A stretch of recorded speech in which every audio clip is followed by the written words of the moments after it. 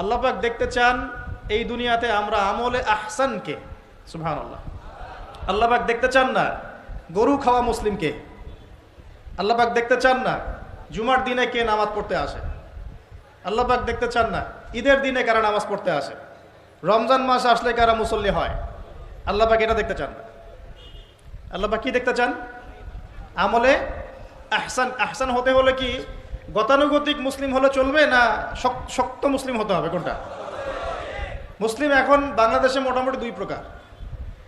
একটা হচ্ছে সুবিধাবাদী মুসলিম, আর একটা হচ্ছে প্রকৃত মুসলিম।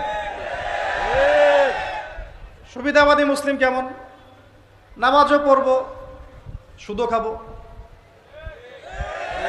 আমি যাকাতও দিব, এদিকে ঘুষও নিব। ধরেন যে বছর বছর হজ উমরা করলাম, আবার অন্যের সম্পদ আত্মসাৎ করছি, মানুষের উপর জুলুম করছি। মানে যে অংশটুকু পালন করতে আমার কোনো সমস্যা নাই, ওই অংশটুকু আমরা পালন করতে কোনো সমস্যা মনে করি না। আর যে অংশগুলো পালন করলে আমার দুনিয়ার ক্ষতি হয়, দুনিয়ার স্বার্থ ক্ষুণ্ণ হয়, সেগুলো আমরা পালন করতে চাই না। এই ধরনের মুসলিমটাকে কি বলে? সুবিধাবাদী মুসলিম। ইংরেজি একটা সুন্দর শব্দ আছে, শব্দটা হলো Protestant version of Islam. Protestant version of Islam. ওই যে প্রোটেস্ট্যান্ট খ্রিস্টান আছে, প্রোটেস্ট্যান্ট খ্রিস্টান, ওইরকম প্রোটেস্ট্যান্ট মুসলিম মানে সুবিধাবাদী মুসলিম। তো সুবিধাবাদী মুসলিমদের জন্য কি জান্নাত? মুসলিম কাকে বলে? মুসলিমের সবচেয়ে সেরা এক্সাম্পল আল্লাহ পাক কোরআনে যেগুলো দিয়েছেন তারা হচ্ছেন নবীগণ। তারা কারা? নবীগণ। এবং সর্বশ্রেষ্ঠ নবীকে মুহাম্মদ রাসূলুল্লাহ সাল্লাল্লাহু আলাইহি ওয়াসাল্লাম। সেই সর্বশ্রেষ্ঠ নবী মুহাম্মদ সাল্লাল্লাহু আলাইহি ওয়াসাল্লামকে আল্লাহ পাক একজন নবীর দৃষ্টান্ত দিয়ে মুসলিম হওয়ার কথা বলছেন, আর মুসলিম হওয়ার উৎসাহ দিচ্ছেন। কিভাবে? সেই নবীর নাম হচ্ছে ইব্রাহিম আলাইহিস সালাম। আল্লাহ পাক সূরা বাকারা পড়ে দেখবেন, শুরুর দিকে আছে, প্রথম পারার একদম শেষের দিকে। আল্লাহ পাক বলছেন, বা'দা আউযু বিল্লাহি মিনাশ শাইতানির রাজীম, ইয ক্বালা লাহু রাব্বুহু আসলিম।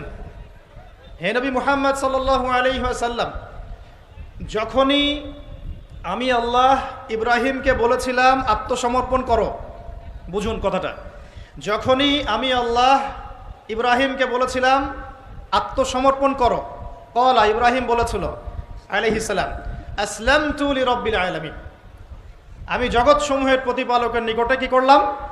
আত্মসমর্পণ করলাম। এটা কেমন ছিল আত্মসমর্পণ? আল্লাহ পাক বলেছেন তোমার স্ত্রী এবং সন্তানকে রেখে আসো। কোথায়? কোথায়? জনমানব শূন্য জায়গায়। তখন কাবাঘর নির্মাণ হয় নাই, সেখানে খাবারও নাই, পানিও নাই। ইব্রাহিম আলাইহিস সালামকে বলেছিলেন যে আল্লাহ আপনার এই আদেশের পিছনে যুক্তি কি, দর্শন কি, বিজ্ঞান কি? বলেন তো দেখি। ইব্রাহিম আলাইহিস সালাম কি আঙ্গুল তুলেছিলেন আল্লাহ পাকের আদেশের উপরে? না। এটা হলো মুসলিম। বলেছেন সন্তান বড় হয়েছে, ফালাম্মা বালাগা মাআহু সাইয়া, যখন বাচ্চা দৌড়াদৌড়ি করতে শিখলো, মানে দৌড় দিতে শিখলো বাবার সাথে, তখন তিনি বলছেন, ক্বালা ইয়া বুনাই, হে আমার সন্তান, ইন্নী আরা ফিল মানামি আন্নী আযবাহুক, আমি স্বপ্নে দেখেছি আমি তোমাকে জবাই করছি।